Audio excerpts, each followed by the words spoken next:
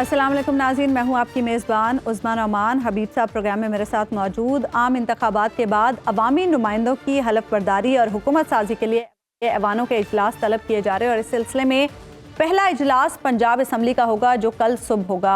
उधर election commission ने election में उम्मीदवारों की कामयाबी के नोटिफिकेशन का अमल आज मुकम्मल कर लिया है, जबकि कौमी और सूबाई असम्बलियों में पार्लिमानी जमातों को उनकी उमूमी नशिस्तों के हिसाब से मखसूस नशिस्तें अलॉट की जा रही हैं। इसके अलावा पाकिस्तान तहरीक इंसाफ के 3 मार्च को होने वाले इंट्रा पार्टी इलेक्शन भी मौजूअ बहस हैं कि क्या इसकी जायज़ियत के बाद तहरीक इंसाफ को असम्बलियों में मखसूस नशिस्तें मिलेंगी या वो सुन्नी इत्तेहाद काउंसिल का प्लेटफॉर्म ही इस्तेमाल करेगी, और ज़िमनी इंतखाबात में कामयाबी की सूरत में असम्बलियों में तहरीक इंसाफ की कानूनी हैसियत क्या होगी। उधर अडियाला जेल में बानी तहरीक इंसाफ से मुलाकात के बाद सेनेटर अली जफर का ये कहना है कि इंतखाबात में धांधली के हवाले से IMF को खत लिखेंगे।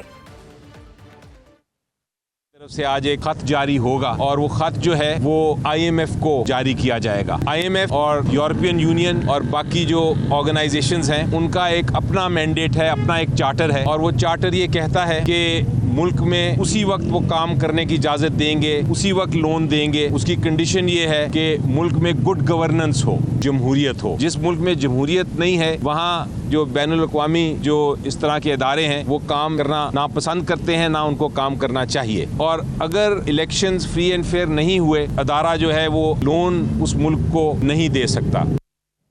दूसरी तरफ मौलाना फजलुर रहमान साहब शिकवा कर रहे हैं कि आम इंतखाबात में हमारी आरजू और ख्वाहिश को एक बार फिर कुचल दिया गया। फिक्र इस बात की है कि एक इलेक्शन के बाद दूसरा इलेक्शन मुतनाज़े हो तो पार्लियामान की क्या अहमियत होगी। इसके अलावा साबिक कमिश्नर रावलपिंडी लियाकत अली चट्ठा ने इलेक्शन कमीशन से माफ़ी मांगते हुए बयान दिया है कि इंतखाबात में धांधली के हवाले से उन्होंने तहरीक इंसाफ के लीडर के बहकावे में आकर इल्ज़ामात लगाए जो गलत हैं। ये मामला है क्या और आज दिन भर इलेक्शन कमीशन में क्या होता रहा, हम पहले बात करेंगे। हमारे नुमाइंदे उस्मान जब्बार हमारे साथ मौजूद हैं। उस्मान, सबसे पहले तो हमें ये बताइएगा, अब तक इलेक्शन कमीशन ने पंजाब असम्बली और सिंध असम्बली के हवाले से मखसूस नशिस्तों का ऐलान किया है, कौमी असम्बली के हवाले से मखसूस नशिस्तों का ऐलान भी किया, आज ही होगा?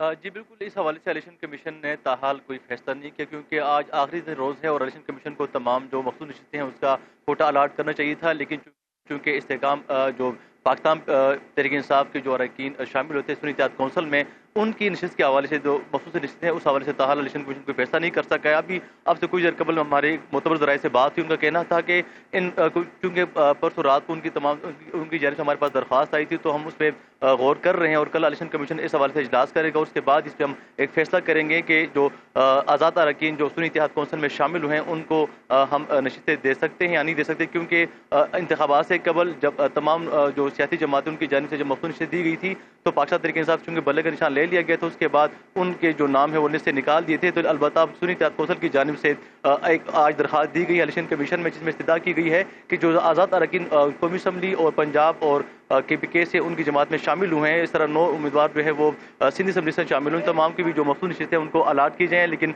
इलेक्शन कमीशन ने इस हवाले से ताहाल कोई फैसला नहीं किया गया। तो ये बताइएगा, इलेक्शन कमीशन क्या इन नशिस्तों को रोक लेगा जो बनती हैं? क्योंकि अभी मैं देख रहा था उन्होंने सारी नशिस्तें तो नहीं जारी की, यानी उन नशिस्तों पे कामयाब कैंडिडेट्स का ऐलान नहीं किया, यानी मखसूस नशिस्तों पे जो यानी तमाम नशिस्तों पे नहीं किया, कुछ खाली भी रखी हैं। तो क्या वो खाली रखी जाएंगी या इन्हीं बाकी पार्टियों में बांट दी जाएंगी क्या?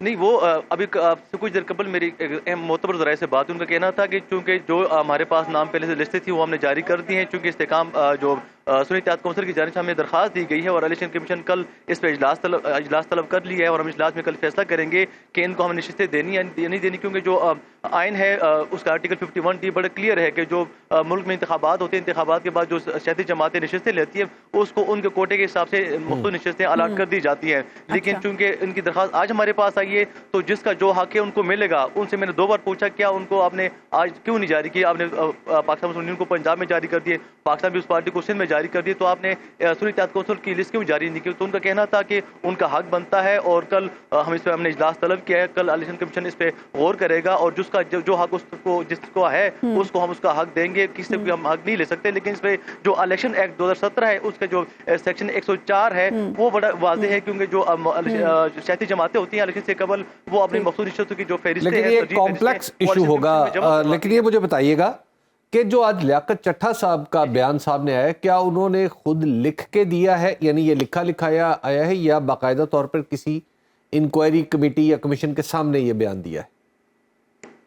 جی، جو انکوائری کمیٹی کے سربراہ ہیں ان کے بڑے قریبی ساتھی ہیں، میں نے ان سے یہی بات آج بھی پوچھی تو ان کی جانب سے کہا گیا تھا کہ آج صبح وہ ہمارے پاس آئے تھے اور انہوں نے اپنا بیان ریکارڈ کروایا ہے، یہ ان کا جو ہے دعویٰ ہے۔ تو میں نے ان سے پوچھا کہ پھر آپ نے اتنی دیر تک کیوں لگائی، آج آپ کو کمیٹی کے سامنے یہ رپورٹ پیش کرنی تھی؟ ان کی جانب سے کہا گیا چونکہ آج ہم صبح سے کیسز پہ سماعتیں ہو رہی تھی اور آج بھی ہم نے 50 سے زائد جو کیسز اس کی سماعت کی، تو یہی وجہ تھی کہ ہم تھوڑے مصروف تھے، یہی وجہ ہے کہ ہم 4 بجے کے بعد ہمیں تھوڑا ٹائم ملا، ہم نے ان کی جو ہمارے پاس وہ صبح آئے تھے ہمیں درخواست، انہوں نے جو بیان ریکارڈ کروایا اس کا ہم نے جائزہ لیا اور ہم نے آج اپنی رپورٹ جو مکمل کر لی ہے۔ کل صبح میں یہ رپورٹ کمیشن کے سامنے پیش کروں گا، کمیشن اس کا جائزہ لے گا اور جو سابق کمیشنر نے بیان دیا ہے اس کا جو انہوں نے جو بیان دیا ہے اس کا جائزہ لینے کے بعد کمیشن فیصلہ کرے گا کہ ان کے خلاف تو الیکشن کمیشن کارروائی شروع ہو سکتی ہے یا پھر ان کے خلاف کوئی اور قانونی کارروائی کرنی ہے، یہ فیصلہ بھی کمیشن کل کرے گا۔ بہت بہت شکریہ عثمان جبار، آپ ہمارے ساتھ موجود ہیں۔ اب ہمیں جوائن کر رہے ہیں سابق secretary election commission Qamar Dilshad صاحب۔ قمر دلشاد صاحب، سنی اتحاد کونسل میں تحریک انصاف کے جو آزاد اراکین شامل ہوئے ہیں، کیا اس کے بعد مخصوص نشستیں مل پائیں گی یا پھر یہ خطرہ رہے گا کہ انہیں مخصوص نشستیں نہ ملیں؟ بالکل، الیکشن ایکٹ جو ہے اس کی سیکشن 104 سب سیکشن 2, 3, 4 اور اس کے ساتھ ساتھ آرٹیکل 224 یہ سارے مکٹھے ملا کر اگر پڑھا جائے تو پھر الیکشن کمیشن پاکستان جو ہے اپنے ان کی تمام غیر قومی اسمبلی میں بھی نمایاں نشستیں حاصل کر لی، کوئی 89 کے قریب ہیں، صوبائی اسمبلی پنجاب میں 109 ہے، صوبہ خیر پختونخوا میں 95 ہے، سندھ میں 9, 10, 11 ہیں۔ اس کو دیکھتے ہوئے تو الیکشن کمیشن پاکستان زمینی حقائق کے مطابق اور پورے حالات کے جو چل رہے ہیں پاکستان کے اندر وہ اپنے ثوابدیدی اختیارات استعمال کر سکتے ہیں، وہ ان کے پاس ثوابدیدی اختیارات موجود ہیں کہ وہ اچھا یہ بتائیے گا کنور صاحب کہ کیا یہ نشستیں خالی چھوڑ دی جائیں گی اگر فرض کیا یہ سنی اتحاد یا عرف پی ٹی آئی یا پی ٹی آئی عرف سنی اتحاد کو نہیں ملتی، تو کیا یہ نشستیں خالی چھوڑ دی جائیں گی یا باقی پارٹیوں میں بانٹ دی جائیں گی؟ نہیں، اگر ان کا 2 طریقے ہو سکتے ہیں، جیسے آپ نے فرمایا یہ بھی ایک راستہ ہو سکتا ہے کہ جو انہوں نے جو پرائرٹی لسٹ جمع کرائی ہے اس کو فی الحال for the time being pending میں رکھیں اور جو باقی سیٹیں جو اس کا چل رہا ہے کوٹا 4.5 کے حساب سے وہ باقی پارٹیوں کو تقسیم کر دیں، ان کا فی الحال ریزرو رکھیں۔ کنور صاحب یہ بتائیے گا کہ اگر آپ آج الیکشن کمیشن کے سیکرٹری ہوتے اور 266 لوگ آزاد منتخب ہو کے آ جاتے یا اکثریت ان لوگوں کی ہوتی، وہ 100 یعنی 200 لوگ وہ منتخب ہوتے اور 66 لوگ شاید پارٹیوں کے منتخب ہو کے آ جاتے، تو پھر کیا صورتحال، آپ کیا مشورہ دیتے، پھر کیا صورتحال پیدا ہوتی؟ ہم تو ان کو مشورہ یہی دیتے ہیں کہ آپ اپنے جو آپ کے پاس جو ثوابدیدی اختیارات ہیں آپ اس کی انٹرپریٹیشن کرتے ہوئے ان کو آپ راستہ دے دیں، ان کو صوبائی کو نشستیں دے دیں۔ ٹھیک ہے کہ انہوں نے اس وقت کے حالات کے مطابق جمع نہیں کروائے، لیکن جب حالات بدل گئے ہیں اور اتنی بڑی میجارٹی میں آ گئے ہیں تو ان کو نشستیں دینے میں کوئی حرج تو نہیں ہے، لیکن الیکشن کمیشن مجبور ہے، وہ سیکشن 104 میں باقاعدہ ان پر ایسی پابندی لگا دی جو اپنے الیکشن ایکٹ کے اندر جس کے تحت یہ مجبور ہو گیا الیکشن پاکستان کے 104 کے مطابق کریں تو ان کو حق استحقاق نہیں بنتا۔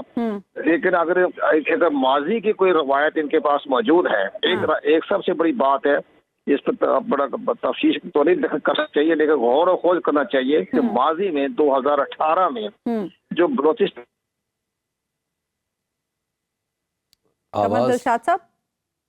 راستہ نکالا جا سکتا ہے۔ ٹھیک ہے، اچھا یہ بتائیے گا کہ یہ ماضی میں تو یہ روایت بھی نہیں تھی کہ کسی پارٹی سے اس کا نشان لے لیا جائے، ماضی میں یہ روایت بھی نہیں تھی کہ اس پارٹی کے کینڈیڈیٹ جائیں اور کسی دوسری پارٹی کا نشان جمع کرانے کی کوشش کریں تو وہ بھی قبول نہ کیا جائے، یہ تو ماضی کی روایتیں یہ بھی نہیں تھی، تو کیا اب یہ ماضی کی روایت کی تلاش کرے گا الیکشن کمیشن یا راستہ نکالے گا؟ کیونکہ ہمارے ہاں تو جو دستور ہے وہ اس بات کی اجازت دیتا ہے کہ تمام لوگ انڈیپینڈنٹ منتخب ہو کے آ جائیں. یا کوئی نئی روایت قائم کرے گا الیکشن کمیشن؟ نہیں، نئی روایت کی ضرورت نہیں ہے.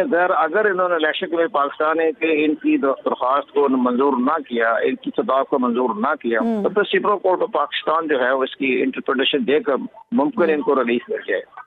اچھا، یہ بھی بتا دیں قمر دلشاد صاحب، مخصوص نشستیں جو ہوتی ہیں یہ الاٹ کرنے کا طریقہ کار کیا ہے؟ الیکشن کمیشن کا تھوڑا ابہام پایا جاتا ہے، 3.5 ہے یا 4.5 ہے اس کا فارمولا جو ہے؟ اس میں تو بڑا آسان طریقہ، جو پنجاب جو ہے قومی اسمبلی کی نشستیں 60 ہیں، ہر صوبے میں قومی اسمبلی کی نشستیں متعین کی گئی، اس کو حساب سے تقسیم کیا جاتا ہے. یہ پوائنٹ بنتا ہے 4.5 پر بنتا ہے. یہ فارمولا ہے ان کا 4.5. اگر تحریک انصاف کو نہیں ملتی ہے ریزرو سیٹیں تو پھر یہ نیچے چلا جائے گا، تو یہ 4 پہ چلا جائے گا اس باقی پارٹی میں اگر تقسیم کرنا ہوا تو. لیکن بہرحال ہمیں نظر آ رہا ہے کہ جیسے صورتحال پیدا ہو رہی ہے تو ممکن ہے ابھی ہمیں اس پہ ابہام تو ہے. سیکشن 104 میں بھی ہے اور آرٹیکل تو 24 میں نہیں ہے، لیکن سیکشن 104 میں باقاعدہ ابہام بھی ہے. اور یہ بھی کہا جا سکتا ہے کہ باقاعدہ اگر بعد میں سائن چاہیں تو ایگزاسٹ ہو جائے سیٹیں تو آپ اس کو اپلائی کر سکتے ہیں. لیکن بہرحال الیکشن پہ پاکستان نے فیصلہ کر رہے ہیں اور اس پہ ہمیں دو رائے تو نہیں دے سکتے، لیکن اصولی طور پر الیکشن پہ پاکستان کے صوباتی اختیارات ہیں تو کوئی ربطنی. اچھا قمر دلشاد صاحب، P T I Pakistan Tehreek Insaf کی جو قیادت ہے، جو پاکستان تحریک انصاف رہی تو نہیں ہے بہرحال، وہ لوگ دوبارہ سے انٹرا پارٹی انتخابات بھی کرانے جا رہے ہیں. کیا دوبارہ سے کوئی اعتراضات آ سکتے ہیں؟ آپ کیا سمجھتے ہیں؟ اور اگر انتخابات پر کوئی اعتراض نہیں آتا الیکشن کمیشن کی طرف سے تو پھر کیا صورتحال ہوگی؟ دیکھا جی، آپ کا انٹرا پارٹی الیکشن کرانے میں انہوں نے ایسی شخصیات کو سامنے لے کے آگے ہیں جن کا نام ہے سید علی ظفر. ان کو یہ چیئرمین لگا رہے ہیں. وہ بڑی اہم شخص ہیں. وہ تمام عدلیہ کو بھی بہت ان کو لائک کرتی ہے، الیکشن کمیشن بھی ان کو لائک کرتا ہے، تمام ادارے ان کو لائک کرتے ہیں. تو میرا خیال ہے اگر کسی نے اعتراض الیکشن کو جوابی کرایا تو وہ مسترد ہو جائے گا اور ان کا انٹرا پارٹی الیکشن منظور ہو جائے گا. یعنی پی ٹی آئی کے لیے کچھ اچھی خبر آ سکتی ہے. نہیں، نظر آ جائے گا ان کا پارٹی کا. شخصیات کے اوپر ہی بنتی ہے بات، ہر معاملہ شخصیات کے اوپر ہی ہوتا ہے. اب ظاہر ہے علی ظفر کو لگا رہے ہیں چیئرمین، اس کا بڑا اچھا اثر پڑے گا ہر جگہ پر. یہ بڑے سنجیدہ سیاستدان ہیں، تمام سیاستدان کو لائک بھی کرتے ہیں. تو اس لحاظ سے نظر یہی آ رہا ہے کہ اگر انٹرا پارٹی الیکشن میں کسی نے اعتراض بھی کیا تو اب الیکشن کمیشن اس کو مسلط کر دے گا. اکبر ایس بابر صاحب کہہ رہے ہیں کہ وہ چیلنج کریں گے اس کارروائی کو اگر انٹرا پارٹی چیلنج کریں. چیلنج تو ہر آدمی کا، ہر شہری کا، ہر ان کا جو پارٹی کے ممبر کریں. جب آپ الیکشن کمیشن بھی تو زمینی حقائق دیکھنے پڑے گا نا. اگر آپ چیلنج کریں گے تو گراؤنڈ ریئلٹی کو دیکھتے ہیں وہ کیسے چیلنج کرتے ہیں. ان کا اعتراض اس پر یہ ہے قمر دلشاد صاحب، ان کا اعتراض یہ ہے کہ کالعدم چونکہ قیادت ہو چکی ہے پی ٹی آئی کی، اور کالعدم قیادت جو ہے وہ پی ٹی آئی کے وسائل استعمال نہیں کر سکتی، تو اس پر الیکشن کمیشن بھی کوئی اعتراض کر سکتا ہے؟ یہ سب باتیں ہوائی باتیں ہوتی ہیں. یہ کون سا قانون ہے؟ پہلے کون سی ہوائی نہیں تھی؟ اپنے دستور پارٹی کی سچائی کرے. پہلے بھی تو ہوا میں ہی تھے نا یہ سب کچھ. ہاں نہیں، اسی پہ کیا اعتراض ہو سکتا ہے؟ یہ جو آٹا گوندنے میں کیوں ہلتے ہیں؟ یہ کوئی سوال ہے کوئی؟ اچھا ٹھیک ہے. بہت بہت شکریہ قمر دلشاد صاحب، آپ پروگرام میں ہمارے ساتھ ہیں. حبیب صاحب، آپ کو کیا لگ رہا ہے پی ٹی آئی کو مخصوص نشستیں مل جائیں گے؟ دیکھیے، دستور میں ابہام تو ہے، لیکن اگر آپ دستور کا مجموعی ڈھانچہ دیکھیں، دنیا کے دیگر دستوروں کو دیکھیں اور پھر اس کے بعد پارلیمانی پریکٹسز کو دیکھیں تو آپ کو ایک بات تو سیدھی سیدھی پتہ چل جاتی ہے کہ اگر آزاد الیکشن لڑنے کی یہ آزادی ہے، یعنی ایک انڈیپینڈنٹ شخص کو کینڈیڈیٹ کھڑا ہو سکتا ہے، بالکل وہ الیکشن میں آزاد طور پہ منتخب ہو کے آ سکتا ہے. اور فرض کیا 200 ایک مفروضہ ہے نا، 266 پہ 266 لوگ ہی آزاد منتخب ہو کے آ جاتے ہیں تو پھر کیا کریں گے؟ پھر یہ کہیں گے کہ جناب پولیٹیکل پارٹیوں کو ہی ہم نشستیں دیں گے. تو لہٰذا ایسا تو نہیں ہو سکتا، وہ آزاد لوگ کیونکہ ہمارے دستور کے جو بنیادی آرٹیکل ہے وہ آرٹیکل 62 ہمیں بتاتا ہے کہ اس میں کوالیفیکیشن کیا ہے. اس میں جب کوالیفیکیشن بتاتا ہے تو کوالیفیکیشن میں ہمیں کہیں یہ نہیں لکھا ہوا نظر آتا. اس میں 7 قسم کی کوالیفیکیشنز ہیں کہ وہ اس کی عمر اتنی ہوگی، اس کا ووٹ کہاں پہ ہونا چاہیے، یا اس کو کیا کچھ ہونا چاہیے. جب ان 7 کوالیفیکیشنز میں کوئی ایک کوالیفیکیشن انتخاب کے لیے نہیں دی گئی کہ آپ کسی پارٹی سے بھی تعلق رکھیں، تو اس کا مطلب یہ ہے کہ بنیادی کوالیفیکیشن تو دستور نے کہا ہے کہ بس آپ اسمبلی کے ممبر ہوں. یہ ضروری نہیں ہے कि आप किसी पार्टी का हिस्सा नहीं, भी अब तो बाकायदा वो Number पार्टी one. का हिस्सा बन जी, चुके हैं ना, अब तो पार्टी का हिस्सा भी बन अब चुके तो मिलनी चाहिए। अच्छा, मसला ये है कि जो सेक्शन 104 जिसका आप जिक्र कर रहे थे ना, वो जो इलेक्शन एक्ट का है, उसमें पार्टियों का जिक्र है। और इसी तरह आर्टिकल 51 जो है, उसमें भी जो आर्टिकल 51 में जब आप आगे जाते हैं तो आर्टिकल 51 की झैली शिक 6 और उसकी झैली शिक डी, उसमें ये बात कही गई है कि पार्टियों को प्रोपोर्शन के एतबार से ये जो मखसूस नशिस्तें हैं रिजर्व्ड, वो दे दी जाएंगी। अब दस्तूर में एक जगह तो ये मुकम्मल तौर पर आज़ादी है कि आप आज़ाद इलेक्शन लड़ें, गोया दस्तूर ने ये मफरूज़ा कायम किया है कि तमाम लोग आज़ाद इलेक्शन लड़के आएंगे और वो अपनी सीटों पे विराजमान हो जाएंगे। ठीक है, इसकी इजाजत भी है, ये गैर कानूनी भी नहीं है, दस्तूर इसको रोकता भी नहीं, और दस्तूर का बुनियादी मफरूजा फ्रेमवर्क ये है। हाँ। उसके बाद 51 में जब आप जाते हैं तो फिर हमारे, आपको पता है ना, मैं पाकिस्तान में एक बात कहता हूँ बार बार कि पाकिस्तान में एक ही चीज वाफर पाई जाती है और वो है नालायकी। तो ये जो आर्टिकल 51 है, इसकी भी आप जरा तरमीमें उठा के देख लें कि जब उसमें ये तरमीम की गई थी तो वो किन लोगों ने की हुई थी। अच्छा, तो लिहाजा ये भी एक हमारी कौमी असम्बली की कलेक्टिव नालायकी का एक सबूत है ये भी। उसके बाद आ जाए इलेक्शन एक्ट 2017।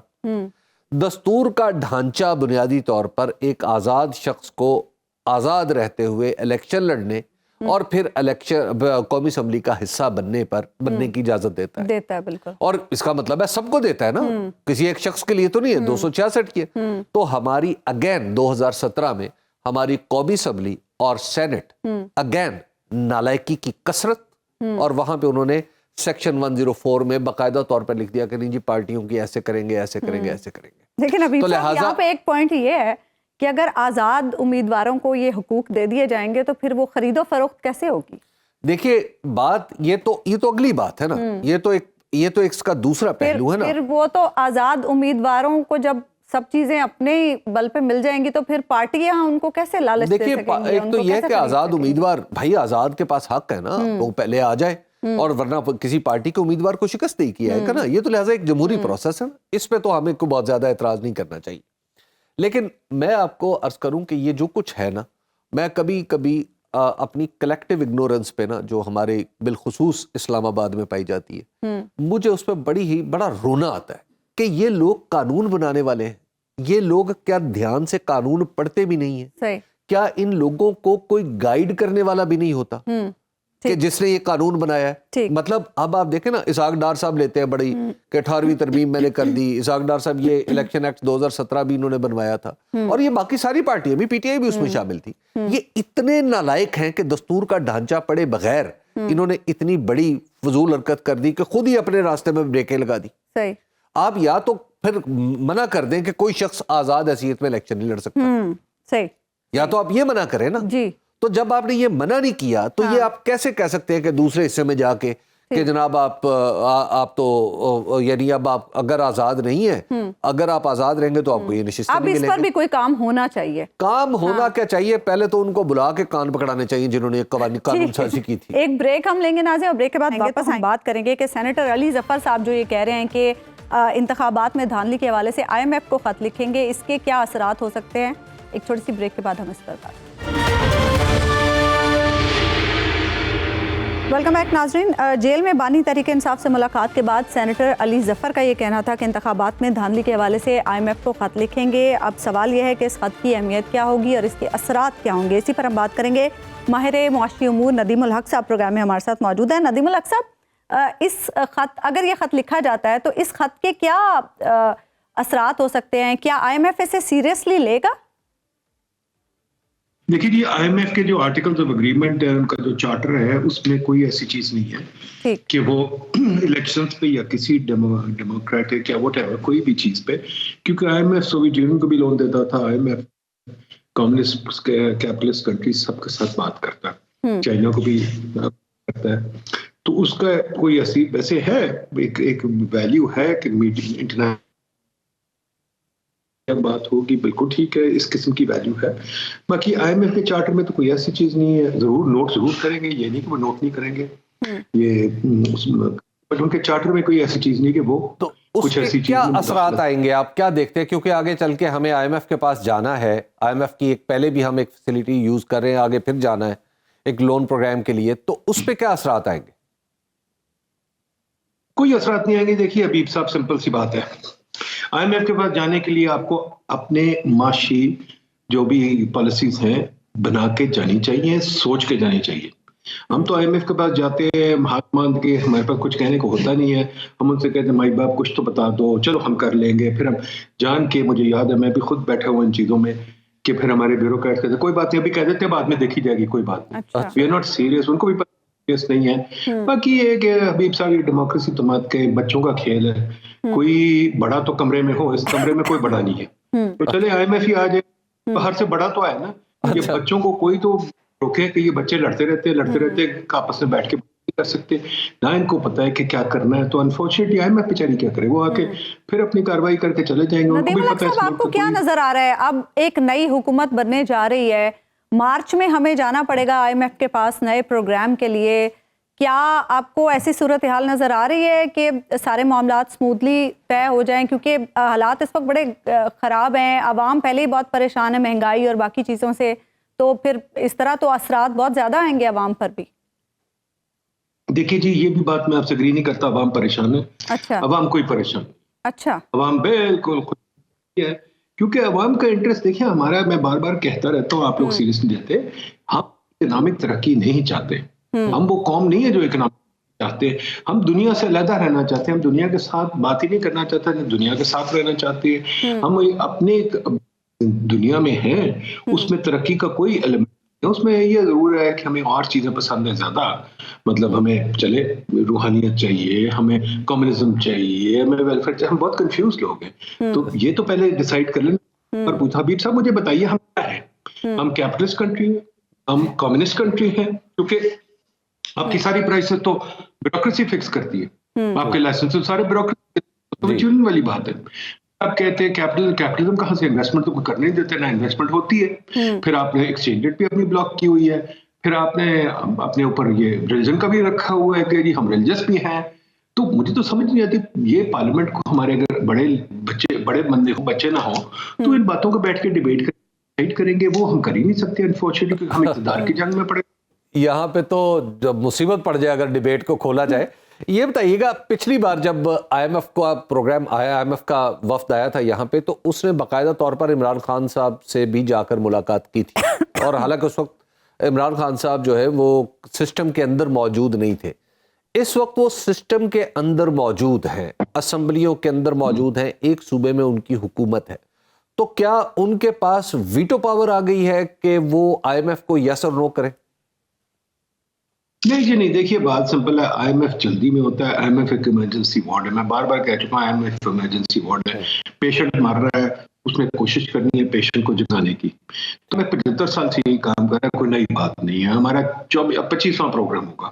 25واں پروگرام مینس کہ ہم میں سارا وقت ہی رہتے ہیں. ہم میرا خیال کبھی پروگرام سے باہر رہے گی 3-4 مہینے 6 مہینے وہ کاؤنٹ نہیں کرتے. تو آئی ایم ایف کو بھی انہوں نے پالیسی نہیں بنانی. آئی ایم ایف بھی کیا کہتے ہیں جلدی میں کام کرتا ہے. وہ کہتے ہیں ان کو منظور ہے کم از کم ان کو مرنے سے بچا لو. تو وہ ایسے کام چلتا ہے. وہ بھی سیریس نہیں ہے، ہم بھی سیریس نہیں ہے. وہ ٹھیک کہتا ہے، ان کا کام ہی یہ نہیں ہے. ہمارا کام ہے خود اپنے. اچھا، اب جو نئی حکومت آئی ہے ایک مخلوط حکومت ہے، بلکہ مخلوط حکومت کی بجائے خلط ملط سی حکومت ہے. یہ بتائیے گا کہ آپ کو اس حکومت سے توقع ہے کہ یہ وہ ریفارمز کر سکے گی جو آئی ایم ایف تجویز کرے گا؟ دیکھیے حبیب صاحب، اس پہ یہ بات کرنی ہے کہ ہم نے ریفارم، آئی ایم ایف تو تجویز وہ ریفارم نہیں کر سکتا، نہ کرے گا. آئی ایم ایف تو صرف ایک چیز کہتا ہے، بجلی کی قیمت بڑھاؤ اور قیمتیں بڑھاؤ اور ختم کر دو. جو آئی ایم ایف کو کہنا چاہیے، میں ان سے بھی لڑتا ہوں کہ آپ قیمتیں فکس کرنے میں آئیں نا. جو اصلی چیز ہے جو میں آپ سے پوچھ رہا ہوں، سوویت یونین واٹ ہیو حکومت قیمتیں کیوں فکس کر رہی ہے؟ یہ مجھے بتائیے. آئی ایم ایف کو یہ پوچھنا چاہیے حکومت آپ قیمتیں کیوں فکس کر رہے ہیں؟ جو ہم نے بار بار لکھا حبیب صاحب کہ حکومت ہر چیز میں گھسی ہوئی ہے. حکومت آٹا بھی خریدتی ہے، حکومت حکومت نان بھی بیچتی ہے، حکومت کیا کچھ نہیں کرتی. حکومت ریئل اسٹیٹ ہوئی ہے، سارا ریئل اسٹیٹ حکومت کے ہاتھوں میں، سارے سرکاری گھر حکومت کے ہاتھوں میں ہیں، ساری چیزیں حکومت کے ہاتھوں. چینی کی قیمت حکومت کے ہاتھوں. یہ چیزیں جو دنیا میں ہو چکی ہیں، حکومت قیمتیں نہیں فکس کرتی. حکومت انویسٹمنٹ ڈیسیژن हुकूमत SOEs नहीं चलाती। ये काम तो खत्म करे। ये काम आज देखें, मैं बुढ़ा हो गई देखते देखते, खुदा के वास्ते कब से बात हो रही है इन चीजों की। मैं बच्चा था जब से इन बात हो रही, हम कभी कर ही नहीं सकते क्योंकि हमें ये शऊर ही नहीं, हम समझ। तो IMF बेचारी क्या करे, हमें कोई पता ही नहीं हमने क्या करना है। अच्छा नदीम उल हक साहब, सुनो न्यूज़ के प्लेटफॉर्म से हम ये एक नई डिबेट स्टार्ट कर रहे हैं जिसका आगाज़ हमने वक्तन फ़वक्तन अपने प्रोग्राम में सवालों की सूरत में ही किया है। हमने 75-76 सालों में मार्शल लॉ का दौर भी देख लिया, सदारती निज़ाम भी देख लिया, पार्लिमानी जमहूरियत को भी आजमा के देख लिया। डू यू थिंक कि अब हमें नए निज़ाम की तरफ जाना चाहिए, कुछ नया ऐसा लेकर आना चाहिए निज़ाम जिससे हम थोड़े से कुछ बेहतरी की तरफ जा सकें?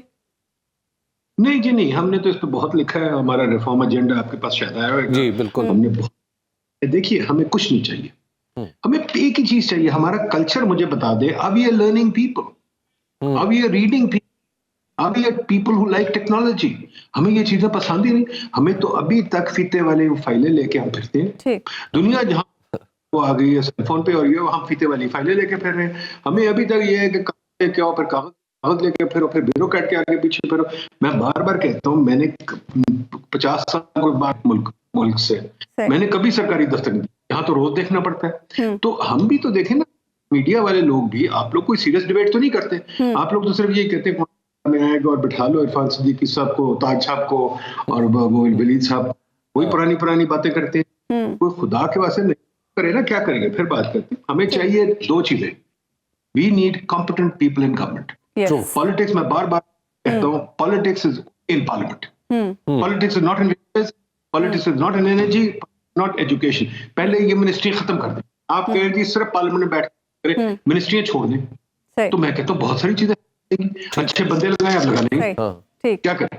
ठीक है, बहुत बहुत शुक्रिया नदीम उल हक साहब, आप प्रोग्राम में मौजूद थे। हबीब साहब, आप क्या समझते हैं, पाकिस्तान तहरीक इंसाफ ये क्यों सोच रही है कि IMF को ख़त लिखने से और इंतखाबी धांधली के हवाले से बात करने से कुछ फ़ायदा होगा? देखिए, सियासी जमातें अपना मौक़िफ़ सामने रखती हैं और दुनिया के सामने भी रखती हैं और अपने लोगों के सामने भी रखती हैं। मोहतरमा बेनज़ीर भुट्टो शहीद जब इलेक्शन में, यानी जब उन्होंने पहली बार इलेक्शन लड़ा, तो उससे पहले उन्होंने बैरून मुल्क एक फ़िज़ा बनाई अपने लिए जो एक्सेप्टेबिलिटी की। उसके बाद जब वो पाकिस्तान आई, एक दफ़ा उन्हें हुकूमत मिली, और जब हुकूमत से वो निकली तो फिर उन्होंने बहुत ही दिलचस्प काम किया कि उन्होंने, वो कायदे हिज़्ब इख्तिलाफ थी, तो उन्होंने कराची में सार्क के कायदीन अहज़ाब इख्तिलाफ को बुला लिया और वहाँ पर एक बाकायदा कॉन्फ्रेंस हुई जिसमें उस ज़माने में इंडिया के थे VP सिंह, वो भी तशरीफ़ लाए थे। अच्छा। जो कायदे हिज़्ब इख्तिलाफ थे। और इसी तरह उन्होंने पीपल्स पार्टी ने, आपको याद होगा कि मोहतरमा बेनज़ीर भुट्टो की शहादत का मामला भी उन्होंने इंटरनेशनल करने की कोशिश की थी। वो स्कॉटलैंड यार्ड तक और अक़वाम मुत्तहिदा तक जाने की बात हुई थी। तो देखिए, पॉलिटिकल पार्टीज हमेशा जब किसी भी वजह से अपने निज़ाम से मायूस हो जाए या वैसे ही फ्रस्ट्रेट हो जाए, दोनों सूरतें हैं, तो फिर वो इस तरह के इंतहाई इक़दामात की तरफ जाती हैं। और इसमें ज़ाहिर है पॉलिटिकल पार्टी, हमारे यहाँ तो रवायत ही है, पीपल्स पार्टी भी करती रही है और अब PTI सामने जा रही है बाहर। अच्छा, एक और तजवीज़ भी आ रही है कि अभी हम ब्रेक से पहले बात कर रहे थे मखसूस नशिस्तों की। PTI ये सोच रही है कि अगर उसे पंजाब से मखसूस नशिस्तें नहीं मिलती तो वो तब तक पंजाब असम्बली के इजलास में भी ना जाए। इससे तो एक अजीब सी सूरत है। देखिए, मेरा ख्याल है कि ये सिर्फ शुनीदन अगर बात है तो ठीक है, अभी बाकायदा पॉलिसी के सूरत में तो सामने नहीं आई। लेकिन मेरी अंडरस्टैंडिंग ये है कि उन्हें ऐवान में तो बाहर सूरत जाना चाहिए। क्योंकि ऐवान में पिछली गलती को नहीं दोहराना। नहीं, पिछली गलती नहीं थी, पिछली को आप गलत ना कहें, पिछली हिकमत अमली अब नहीं चल सकती। अच्छा, ये है प्रॉब्लम। ठीक है, हाँ बिल्कुल, ठीक है ना। अब आप ऐवान में रहेंगे, मिसाल के तौर पर जो शख्स ऐवान में ही नहीं है, मतलब पंजाब असम्बली में नहीं है, तो वो कैसे दावा कर सकता है कि इतनी नशिस्तें मेरी हैं? हाँ, सही, ठीक है ना। तो लिहाजा यहीं पे एक बुनियादी तजाद पैदा हो जाएगा। सही। तो इस वजह से असम्बली में तो सबको जाना चाहिए, फिल वक्त तो जाना चाहिए। ठीक है, ठीक है, एक ब्रेक हम लेंगे नाज़रीन, और ब्रेक के बाद आएंगे तो हम गुफ्तगू के सिलसिले को आगे बढ़ेंगे। वेलकम बैक नाज़रीन। सोशल मीडिया पर आला अदलिया के जजेस की तस्दीक करने पर आज निगरान वफाकी वज़ीर इत्तलात मुर्तज़ा सोलंकी ने वज़ीर आज़म के मुआविन ख़ुसूसी अल्लामा ताहिर अशरफी के साथ प्रेस कॉन्फ्रेंस करते हुए कहा कि सोशल मीडिया को प्रोपेगेंडे के लिए इस्तेमाल करने और किसी को कानून में हाथ में लेने की इजाज़त नहीं देंगे। कुछ लोग सोशल मीडिया प्लेटफॉर्म्स को तशद्दुद पर उकसाने के लिए इस्तेमाल कर रहे हैं। उधर कानून नाफिज करने वाले इदारों ने रावलपिंडी से अदलिया के खिलाफ मजमूम मुहिम चलाने वाले एक मुलजिम को हिरासत में ले लिया है। इस हवाले से आज मुश्तरका तहकीकाती कमेटी के 2 अलग अलग इजलास भी हुए, जिसमें यह फैसला किया गया है कि तमाम अनासिर के खिलाफ बिला इम्तियाज कार्रवाई की जाएगी। दूसरी तरफ सुप्रीम कोर्ट की तरफ से जारी एलामिया में यह कहा गया है कि इलेक्ट्रॉनिक, प्रिंट और सोशल मीडिया पर सुप्रीम कोर्ट के एक फैसले की गलत रिपोर्टिंग की वजह से कई गलतफहमियां पैदा की जा रही हैं। तासुर दिया जा रहा है कि मजहब के खिलाफ जराइम के मुतालिक मजमूआ ताज़ीरात पाकिस्तान की दफात ख़त्म करने के लिए कहा है। ये तासुर बिल्कुल गलत है। इसी पर बात करेंगे। ब्यूरो चीफ इस्लामाबाद मोहम्मद कामरान खान हमारे साथ मौजूद है। कामरान, सबसे पहले तो ये बताइएगा कि ये क्या मामला था जिस को लेकर सुप्रीम कोर्ट के फैसले को लेकर ये गलत रिपोर्टिंग हुई और इस पर आज सुप्रीम कोर्ट को एक वजाहती एलामिया जारी करना पड़ा? जी बिल्कुल, देखिए ये 6 फरवरी को आपसे चंद दिन पहले सुप्रीम कोर्ट के एक 2 रुकनी बेंच ने, जिसकी सरबराही चीफ जस्टिस खुद जस्टिस काजी फाइज ईसा कर रहे थे, उन्होंने ये फैसला सादिर किया था और बुनियादी तौर पर ये एक जमानत का केस था, जमानत पर रिहाई का बेल एप्लीकेशन थी।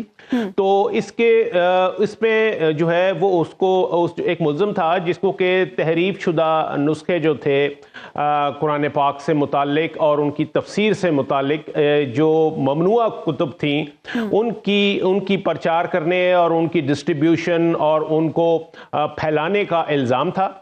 और इसके ऊपर ये मुकदमा जो था ये चला ट्रायल कोर्ट में, उसके बाद फिर ये हाई कोर्ट में भी आया और फिर ये सुप्रीम कोर्ट में आया। सुप्रीम कोर्ट में 2 दरखास्तें दायर की गई थी।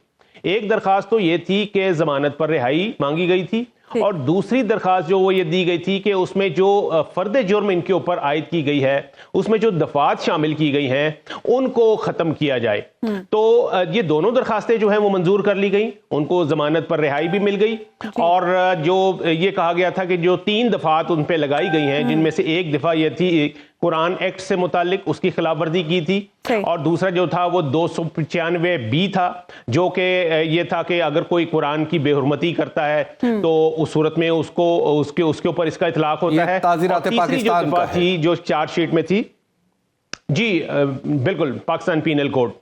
और 298C जो थी वो ये थी कि कोई गैर मुस्लिम या कादियानी अगर अपने आप को मुसलमान जाहिर करके इस किस्म की एक्टिविटीज करता है तो उसके खिलाफ जो मामला था ये थी। तो ये तीनों दफात जो थी ये खत्म कर दी गई। पहली दफा जो थी वो इस वजह से खत्म की गई, उनका ये कहना था कि जिस वक्त मुल्जिम ने ये काम किया यानी इस जुर्म का इर्तिकाब किया उस वक्त ये कानून मौजूद नहीं था। जुर्म का इर्तिकाब सन 2019 में हुआ है और कानून आया है 2021 में, इसलिए इसके ऊपर इस रीजंस की वजह से ये वाली दफा खत्म की जाती है। जबकि 295B और 298C जिसमें के काफी सख्त सजाएं थी, जिसमें कि अगर आप कुरान की बेहुरमती करते हैं तो ऐसी सूरत में आपको लाइफ इम्प्रिजनमेंट होती है, यानी उम्र कैद जो है वो दी जाती है।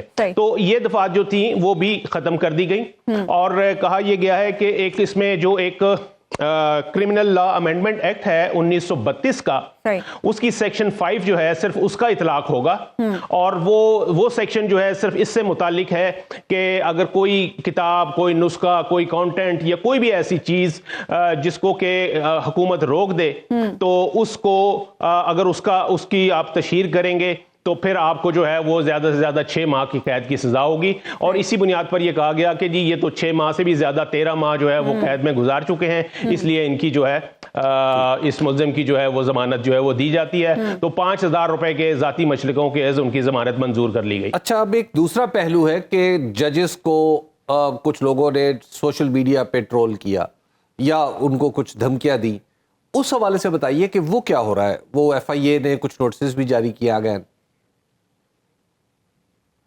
जी बिल्कुल, इसके लिए एक ज्वाइंट इन्वेस्टिगेशन टीम भी बनी हुई है और जिसमें आज बाकायदा तौर पर इसके लिए वो एक्टिव रही, उनके इजलास भी हुए और उसमें गिरफ्तारियां जो हैं वो भी अमल में लाई गई और ये भी कहा गया कि जो सोशल मीडिया पर इस किस्म की एक्टिविटीज़ में इन्वॉल्व है, जजों को मेलाइन कर रहा है, तो उनके अकाउंट्स को बंद कराने के लिए भी जो पेरेंट कंपनीज हैं उनसे भी रुजू किया जाएगा और उनके खिलाफ यहाँ पर जो क्रिमिनल प्रोसीडिंग है वो भी होगी। तो मैं बताता चलूँ कि आज इसी कंट्रोवर्सी की वजह से जो हमारे वजीर इत्तलात हैं और मशीर मजहबी अमूर हैं ان دونوں کی ایک مشترکہ پریس کانفرنس بھی ہوئی تھی. اس میں ان کا یہ کہنا تھا کہ سپریم کورٹ اس بارے نہ صرف یہ کہ وضاحت بھی جاری کرے, اور اگر کسی کو اس سے وہ یہ سمجھتا ہے کہ یہ معاملہ واقعی حل طلب ہے اور اس کو آگے چلنا چاہیے, تو ایسی صورت میں اس کو ریویو پٹیشن دائر کرنی چاہیے. تو یہ دونوں کام ہو گئے ہیں.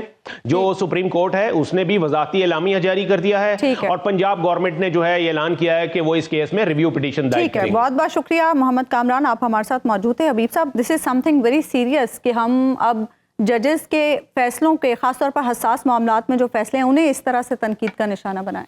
دیکھیے میں یہ سمجھتا ہوں کہ یہ جو مہم ہے نا, یہ جو چلانے والے لوگ ہیں, پرٹیکولرلی اس کیس کو بنیاد بنا کے, یہ جسٹس قاضی فائز عیسیٰ کو کوئی کسی نہ کسی سیاست پہ گھسیٹنا چاہتے ہیں, کیونکہ جسٹس صاحب کے بعض فیصلے ایسے ہیں جن سے مجھے بھی اتفاق نہیں ہے, میں بھی ان کے اوپر, میرے بھی اعتراضات اس بعض اوقات استدلال پہ ہیں, بعض اوقات اطلاق قانون پہ, دونوں صورتوں میں, اور میرا خیال ہے سپریم کورٹ کے حوالے سے یہ بحث ہوتی رہنی چاہیے.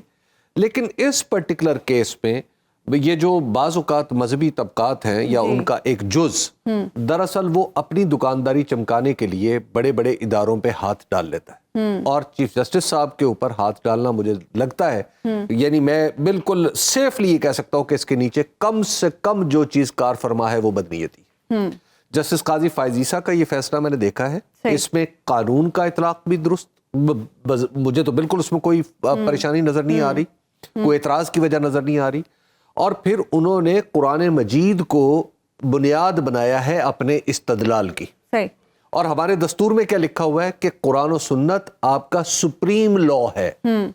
تو جب قرآن و سنت کی بنیاد پہ ایک فیصلہ, یعنی اس کے استدلال کی بنیاد ہی اللہ تعالیٰ کی آخری کتاب یعنی قرآنی آیات پہ رکھی جا رہی ہے, اور آن جناب صلی اللہ علیہ وآلہ وسلم کے طرز عمل پہ رکھی جا رہی ہے, تو پھر باقی لوگ کون ہوتے ہیں اس پہ اعتراض جڑنے والے؟ تو مجھے یہ صریحاً اس پرٹیکولر کیس میں اس کا یہ قطعی مطلب نہیں ہے کہ میں جسٹس قاضی فائز عیسیٰ کے باقی سارے فیصلوں کی بھی تائید کر رہا ہوں. جسٹس فیصلے کرتے ہیں, ان کے اوپر تنقید بھی ہوتی ہے, ان کی تائید بھی ہوتی ہے, لیکن اس پرٹیکولر فیصلے میں سمجھتا ہوں کہ حق جو ہے وہ اس کا ادا کیا ہے دستور کا اور استنباط کا جناب جسٹس قاضی فائز عیسیٰ. ٹھیک ہے, پروگرام کا وقت ناظرین ختم ہو, آپ سے ملاقات ہوگی انشاءاللہ اگلے ہفتے اللہ نے کے بعد.